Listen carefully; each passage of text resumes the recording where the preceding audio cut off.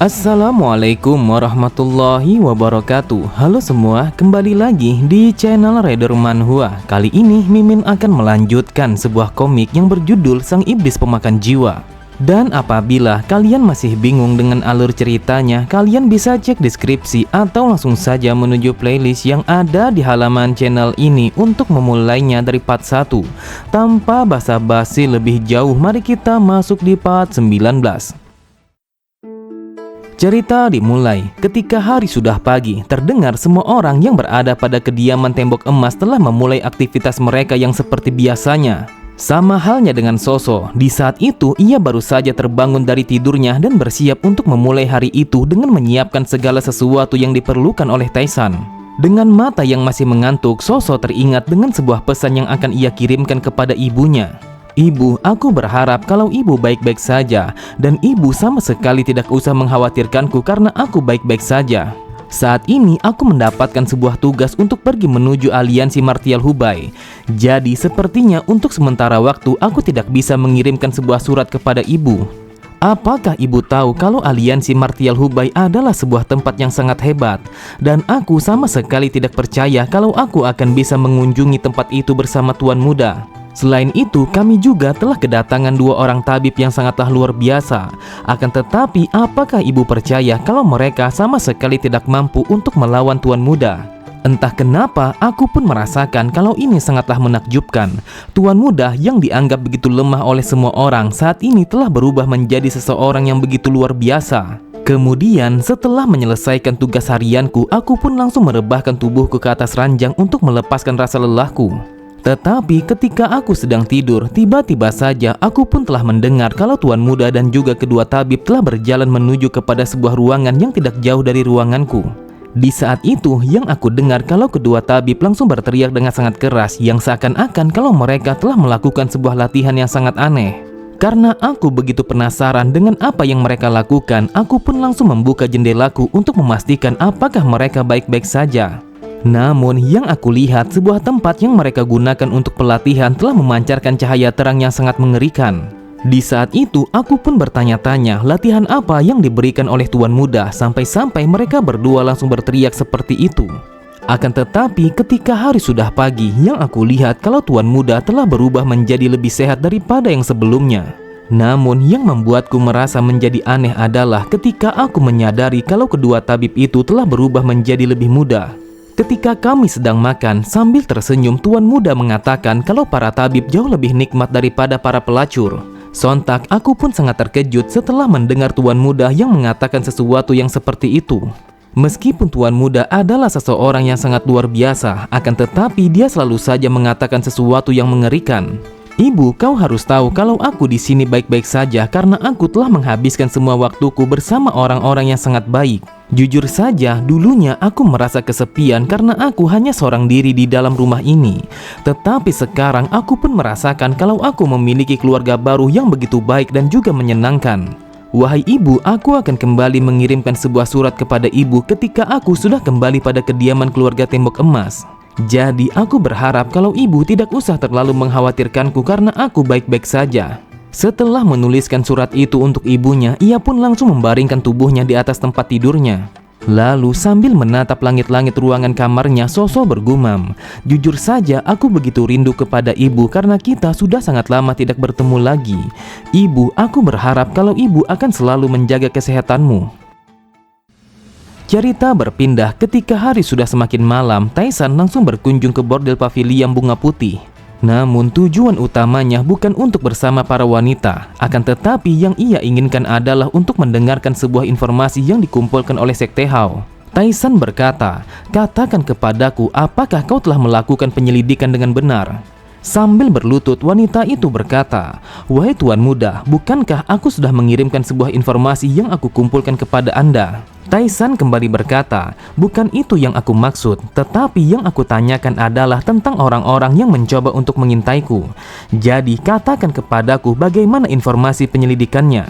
Sontak, wanita itu sangatlah terkejut, wajahnya menjadi pucat sampai-sampai ia sama sekali tidak bisa mengatakan sepatah kata pun. Melihat ekspresi wanita itu, Taisan hanya tertawa. Ia berkata, "Mengapa kau begitu terkejut? Apakah kau berpikir kalau aku sama sekali tidak tahu tentang pergerakanmu?" Dengan lirihnya, wanita itu berkata, "Wahai tuan muda, aku telah melakukan kejahatan yang sama sekali tidak bisa dimaafkan. Tetapi aku mohon tolong ampuni aku untuk yang terakhir kalinya." Taisan berkata, "Untuk apa kau meminta maaf seperti ini? Bukankah aku hanya bertanya, apakah kalian sudah menyelesaikan penyelidikannya?" Mendengar pertanyaan Taisan, ia berkata, "Karena aku merasakan kalau ini terlalu beresiko apabila berusaha untuk menyelidiki Anda secara langsung, maka aku pun memutuskan untuk menyelidiki keluarga Tembok Emas." Taisan pun kembali bertanya apa yang mereka dapatkan tentang dirinya setelah menyelidiki keluarga Tembok Emas. Sambil menundukkan kepalanya, wanita itu berkata, "Sampai hari ini kami sama sekali tidak menemukan informasi apapun tentang Anda, terkecuali sebuah fakta tentang Anda yang telah menyembunyikan sebuah rahasia yang bahkan aku pun tidak bisa mengetahuinya." Mendengar penjelasannya, Taisan berkata, "Hal ini sangatlah mengecewakan, tetapi apakah kau memiliki sebuah informasi tentang aliansi Martial Hubai?" Wanita itu berkata, "Jika kita berbicara tentang intelijen pada kelompok seni bela diri, maka hal itu tidak ada yang bisa mengalahkan Sekte Hao. Dan aku akan menyiapkan informasi itu kepada Anda dengan secepat mungkin."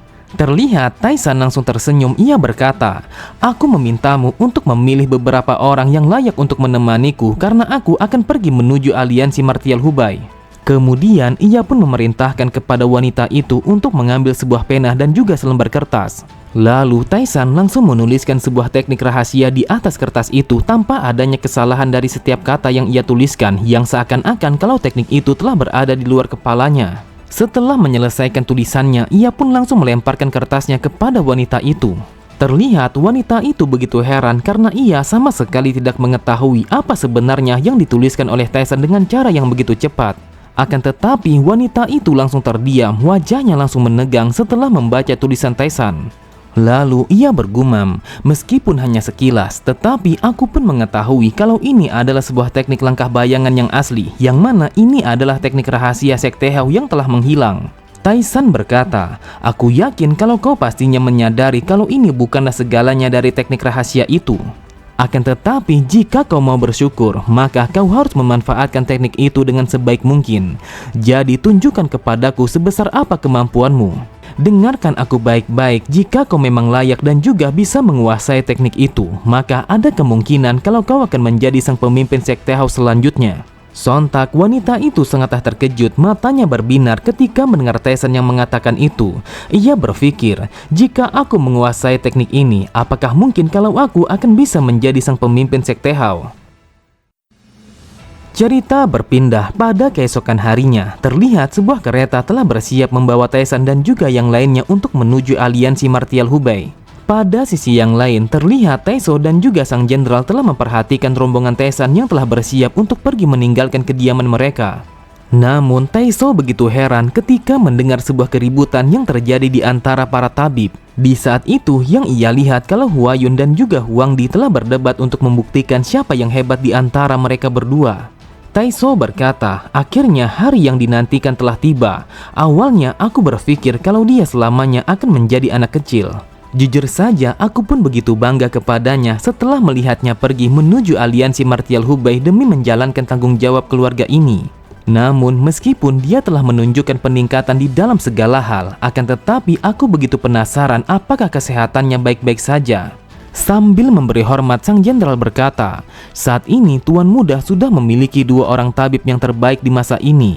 Jadi aku rasa kalau Anda tidak usah terlalu khawatir kepada Tuan Muda." Tiba-tiba saja wilayah itu langsung diguyur oleh hujan yang begitu deras yang seakan-akan telah mengiringi kepergian mereka semua. Di saat itu Hitam Satu bertanya-tanya apakah Tuan Muda akan baik-baik saja apabila ia melakukan perjalanan dengan cuaca yang seperti itu. Kemudian Taiso kembali berkata, "Hal ini sangatlah konyol, entah mengapa aku begitu khawatir kepada Taisan, sedangkan aku sendiri yang mengirimnya untuk pergi ke tempat itu." Lalu Taiso bergumam, "Meskipun aku berusaha untuk tidak mengkhawatirkannya, akan tetapi entah kenapa aku merasakan kalau ada sesuatu yang besar akan terjadi pada aliansi Martial Hubai." Cerita berpindah pada sebuah bangunan yang merupakan markas utama klan Nimnes yang berada pada wilayah barat. Dan di dalam ruangan itu terlihat Bong Muok telah berdiri di hadapan seorang dukun. Sambil memberi hormat ia berkata, saat ini persiapan untuk memulai ritualnya dan juga semua item yang dibutuhkan sudah disiapkan oleh para elder. Mendapatkan sebuah perintah dari sang dukun, tanpa pikir panjang Bong Muok langsung pergi meninggalkan tempat itu untuk melaksanakan perintahnya. Setelah kepergiannya, dukun itu berkata, apa yang terjadi pada wilayah Wuhan sangatlah memalukan. Setelah kepergiannya, dukun itu berkata, apa yang terjadi pada wilayah Wuhan sangatlah memalukan. Entah bagaimana aliansi Golden Heavenly yang kami dukung dengan sepenuhnya telah menjadi tidak berguna. Dan apabila kali ini kami gagal, maka sang pemimpin sudah pasti akan memberikan sebuah hukuman kepada kami secara pribadi. Mungkin saja setelah kematian kami semua tidak akan bisa beristirahat dengan tenang karena jiwa kami akan mengambang di alam baka untuk selamanya. Kemudian ia pun melemparkan pandangannya kepada sebuah guci yang berada di sampingnya. Lalu ia kembali berkata, tunggulah sebentar lagi karena aku akan membawa kalian dan juga melepaskan kalian semua secara bersamaan. Oke semua, cukup sampai di sini dulu pembahasan alur cerita kita. Sampai jumpa di video selanjutnya. Wassalamualaikum warahmatullahi wabarakatuh.